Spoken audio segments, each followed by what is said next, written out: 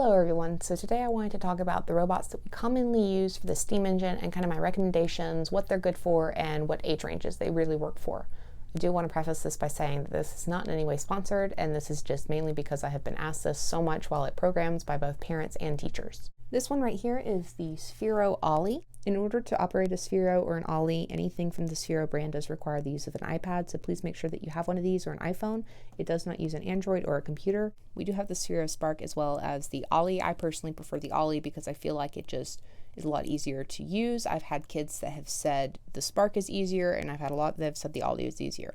So it just really depends on your budget. The Ollie is comparatively cheaper to the Spark. It is typically between $50 to $60, whereas the Spark is around $120. You can simply drive them around as though you're driving them through an obstacle course if you're having races and stuff like that, but they do also have a coding aspect that is a lot like a block code format, though there is also a drawing coding aspect that's really interesting, and also an HTML JavaScript style coding. I typically do the block coding for elementary school students, the draw coding, and the basic driving for kindergarten and under. And if I bring these out to high school, it is either block or JavaScript. I do like these.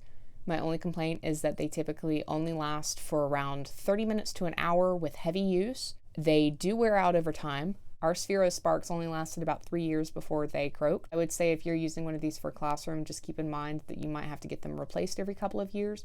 The Ollies have lasted pretty long, and oddly enough, the BB-8 Spheros have lasted the longest. They lasted 5 years with insanely heavy use, being dropped, being thrown, and they just died of old age. Again, if you're looking for the cheaper option, the Ollie or even the BB-8, if you're looking for the more expensive option, the Spark, as a whole, I see no difference with any of them. Next up, we have the FisherPrice Caterpillar. I am going to warn you, this one is kind of loud, so just be prepared. The newer version that we have right here is made with 5 different segments. Each one has a different ability just depending on how you turn the little knob on it. 3 basic commands and 1 special command, so it goes up, left, and right. The bottom command is a sound. They are around $35 to $50 depending on where you get them. Are fairly durable. The ones that we've had have lasted for a couple of years, and they have been picked up and dropped by small children. The main goal is to make little obstacle courses with them, either using grid that they would have to navigate where you would tell them which part of the grid that they have to go to, using your limited set of codes to get the Caterpillar to that location. I feel like it's good for all elementary school ages. The older kids especially enjoy it because you can make it very challenging if you're having it go kind of under multiple different chairs to try and reach a specific location. The younger kids really enjoy it because it's cute, and they also like to have fun trying to see where it will go and trying to figure out little puzzles if you give it to them of different locations that they have to figure out how to code their Caterpillar to get to. So this is the Robota Stream Robot. It is an all-comprehensive box that you can purchase for around $160 off Amazon.com. One of the really big downsides to it is that it only has enough equipment in there for 1 robot at a time, so in order to do any of the other projects, you do have to disassemble the robot that you've worked on and reassemble it for the next one. Each project is supposed to teach a very important lesson of some sort regarding electricity or movement, so it does have a really nice workbook aspect. There are also additional sets that you can purchase as add-ons that add more lessons as well as different features that you can build. There are also different level 1 sets that focus on different types of mechanics and vehicles and stuff like this. As you can see here, this is one of the ones that was built by a 5th grade team. I would say anyone who's under 4th grade would probably have difficulty working on it because it is very labor intensive. The 5th graders that worked on it nearly the entire school day, and they were only able to make one, and that was kind of what they focused on the whole time and that whole section of the workbook. So it is, again, very labor intensive. It would be something that you would have over multiple days or multiple weeks for people to work on. If you're looking for an alternative to the Lego Mindstorm, then these are really good. The only downside is there's no way to really program them or code them. Once you build them, whatever function was in the book that says they're going to do, that's all they're going to do. But who could resist this face? So, speaking of the Lego Mindstorm, we do actually have some of these, but there are none that I currently have put together that I could use for this video, so here are just some photos. The Lego Mindstorm typically runs around $350. They are very difficult to put together. They take, on average, about 6 hours, depending on the age range. I would say definitely only for high school students or very, tech-savvy elementary and middle schoolers, because, again, they take a lot of time. The coding in of itself is a little bit complicated. For that, you can use a computer or an iPad. There are available options for both, but I do recommend them. They are kind of the cheapest alternative to starter robots if you're really looking to get into robotics. Dash and Dot are not robots that we own, but they are ones that I've used at multiple different programs that have been recommended to me. and as soon as we have funding, I definitely plan on getting for the Steam engine. Dot is a lot like the Sphero, so I wouldn't really recommend it if you already have Spheros. Dash, on the other hand, is very, very nice. Dash has a lot of options that are very similar to the Sphero. You do need an Apple iPad or an iPhone in order to use it, so please keep that in mind. But they are very easy to use. They are large robots. There are interactive coding games that are a part of the apps. You can do block coding like with the Spheros. They are much easier to control. There's a lot more versatility with them.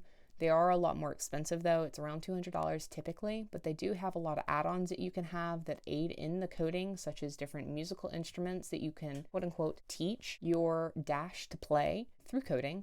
So it has a lot of options, and I really do highly recommend it just based on the couple of hours that I've played them while at other programs. Now we have my personal favorite robot, and I will stand by this. This is the ozobot. It is my favorite robot that we've ever gotten. It was one of the first ones that we ever got. They are typically around $50 to $100 depending on which version you get. I recommend the Bit. The Evo is nice. It has a lot of extra features, but in the terms of coding, there's no difference in the amount of coding that you can do with a Bit over an Evo. The Bit has multiple different things that you can do with it. You can code it by color, you can code it on the tablet, you can even code it using a computer screen. There's a website called Ozobot Blockly that you can use for coding on the computer screen. Just make sure you have your screen brightness up all the way. It works really well with the iPad, and there are multiple different apps that you can download that work with the coding as well, or you can use your iPad with the same respect as that you would with the computer screen for Ozoblockly, or you can code it by drawing, which is my personal favorite thing because I love adding creativity and art wherever I can. The ozobot is probably the most flexible robot that you can use. They do actually have a bunch of programs that have already been put up on their website that allow you to learn how to use the ozobot to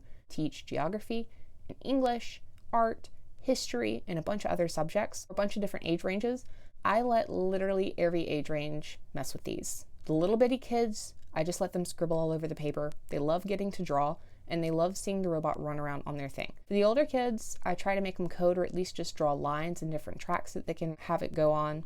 For anyone, I would say that second grade and up, especially if they are really into this different kind of stuff, I definitely make them code. There are a bunch of free code sheets online that you can get that are either fill in the blank or ones that are built in with story aspects to it, so you can really make it where it's like a creative storytelling event. You can also make your own three-dimensional ozobot track, which is really cool. I highly recommend looking up the Ozobot Haunted Manor video on YouTube. It is probably one of the coolest things I've ever seen, and it has inspired me so many times to create really awesome projects with the Ozobots with my kiddos. These guys are very durable. They have been stepped on. They have been thrown. I had one that was chewed on by a child. They haven't really broken. The main issue has been if the kids push the button too hard, they'll break the spring on the inside, but the company's always been really good about getting back to me when stuff has happened. And just as a whole, these little guys are very delightful to use. Cubelets were also one of the first robots that we ever got. They are very interesting in that you build your robot in a very simple fashion. Each cube is a specific color that correlates to a specific purpose, and this allows you to come up with some really cool creations. They do now actually have coding abilities with these, but our Cubelets are too old for us to be able to do any kind of coding, but there is a Cubelet Blockly that you can use online, very similar to ozoblockly, that you can use for coding the Cubelets. But even if you're just using them to code, there are a bunch of different things on their website that kind of give ideas for how you can use them in the classroom. I've seen stuff where people have used them to demonstrate bees pollinating plants so that you can do it on a whole pollination class, and just a bunch of other stuff like that. They are very user-friendly for the most part. My one complaint would be that the battery and the activator block are nearly the exact same color, so a lot of kids have a lot of difficulty figuring out which is which. These are a little bit expensive. It's about $120 to $150 for enough for one robot because you only get one battery in the pack. You only actually need 3 blocks to make a robot as long as you have an action block, an activator block, and a power block. But if you want anything else, you do have to buy additional blocks, which can run you around $30 to $70 per block, depending on what you need. I will say my only complaints about these is that they are very fragile. One of the odd features is that due to the nature of the Cubelets, the screws on the sides of them do begin to shake themselves out with the motors running on the inside. Even with replacing the screws, just depending on how kids drop them, the kids are very aware of how gentle they have to be with these, but accidents do happen.